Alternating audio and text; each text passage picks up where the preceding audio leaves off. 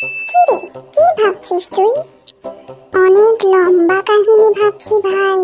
অনেক অবাক করার মতো একটা বিষয়। বাবা, এমন কোন বিষয় যেটা তোকে অবাক করে দিল? হ্যাঁ, বিষয়টা হচ্ছে, ধর আমরা স্কুলে বসে আছি আর আমার কলম হারিয়ে গেছে। তো তাতে কি হয়েছে? আরে, no pen means no notes, আর নো নোটস মানে নো স্টাডি, আর নো স্টাডি মানে এক্সামে ফেল করব, আর এক্সামে ফেল করলে ডিগ্রি পাবো না।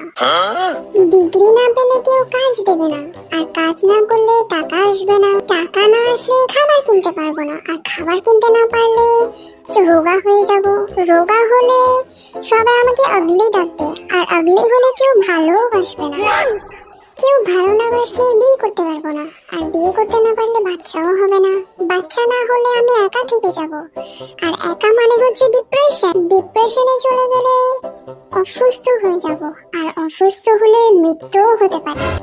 ও বাবা, থাম, আর বলিস না তো। ইন কনক্লুশন কি দাঁড়ালো?